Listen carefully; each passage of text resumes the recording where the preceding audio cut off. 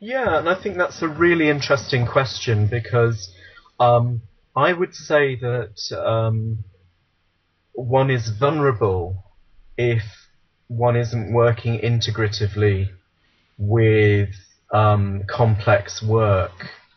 And I think probably I'd be interested what the chat room thinks about this, but I think probably as we mature as practitioners, although we have a plumb line that runs through our heart, although we have our main persuasion, I think we become increasingly open to certain other areas of theory or ways of integrating material to really give our practice a kind of stability and flexibility.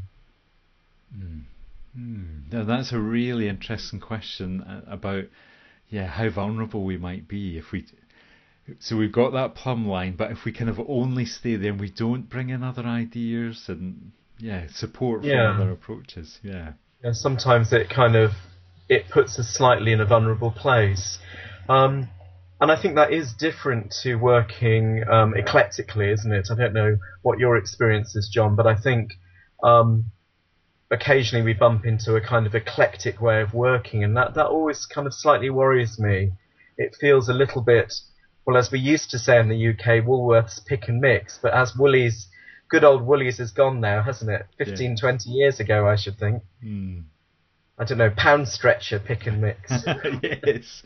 Yeah, so I guess what you're describing is not just picking out ideas at random and throwing them at clients. It's kind of got a core way of working, but it's informed by other theories and other ways of understanding clients that might help us. And yes, I think that's right. I think it's about having and I think this is a word that we can borrow from our cognitive and behavioural brothers and sisters, which is the idea of conceptualization or formulation, and more that's a way of thinking, I think, that's extremely helpful in this area.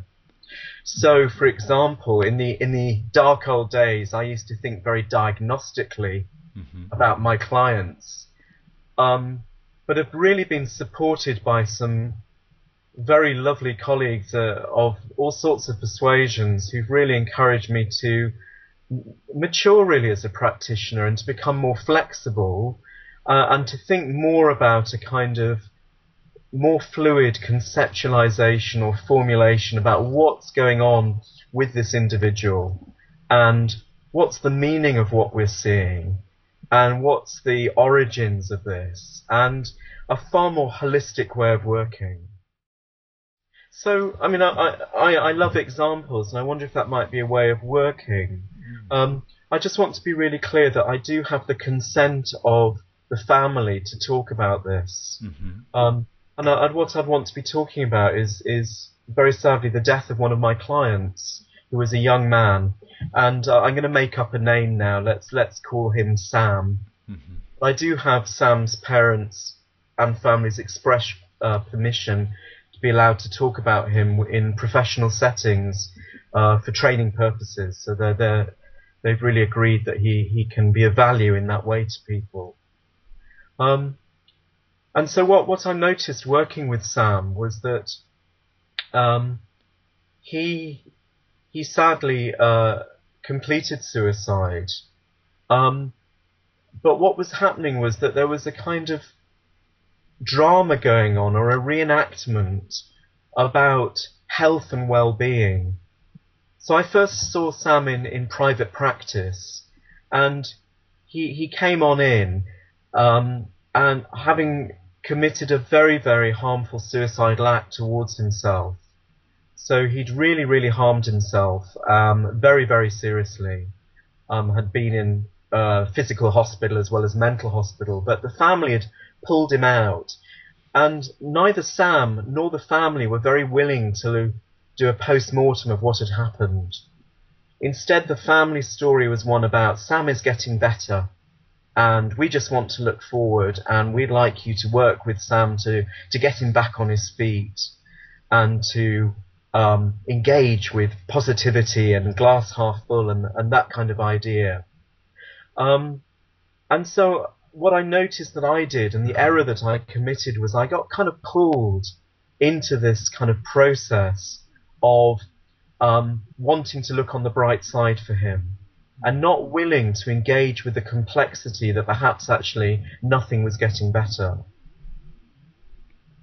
And so the result was that, in a way, the whole of the mental health world was writing this unconscious story for Sam, which is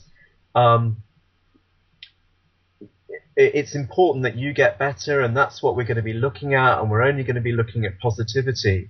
But I think in that process, at a very subtle level, he got abandoned again. Okay. And so it was almost, and Ray Little's article is a psychodynamic or a psychoanalytic article where he talks about, that almost the disinterest of the abandoning father almost happens. And I don't necessarily want to get that technical, but to think about it in that kind of way, about what if we kind of all bind together as a positive community for Sam, then what does that not allow him to express, and how does that result in reenactment of the initial abandonment or the initial process that resulted in him becoming suicidal? One of the things that I guess we all think about is the therapeutic contract. And I'm really interested in this idea of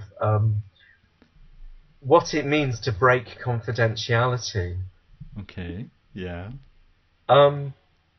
Because I rather wrestle with this term. I don't know if others do or not, but I think it's very relevant for thinking about the complex client. With a TA hat on, we see contracting as terribly important, but I know that all modalities do and call it different things, and it appears in different ways. But I think if you're seeing, for example, a complex client, say in a private setting, then there's something about being very wise about the nature of the contract and being very creative. And that's something that I've found very useful when working with complex clients, is to be very creative in your contract making. Can you say a little bit more about that in terms of how it might be different to what you might usually do or do with other clients? So, I mean, for instance, in my private practice, I tend to have a bit of a, photocopied contract, and we fill in a few gaps and sign it off together, and hopefully I won't fall foul of BACP. Yes, okay. That terror. Yes. But actually, I think there's something about being a lot wiser in how we contract with complexity. So, looking at capacities and discussing with clients who do we want in and who do we want out. And quite often I will include in. So, for example, it might well be a GP, or it might well be a CPN, or somebody perhaps a bit surprising, like a best friend who's been around, who's always offered support and is clearly part of a crisis plan. And so rather than this idea of crisis happening and then we break confidentiality, I think there's something a bit more mature about thinking about, well, who can we include in? What kind of creativity can we have in a contract that's going to... I suppose what it does is it gives the client a lot more autonomy at the beginning. Is this making any sense at all?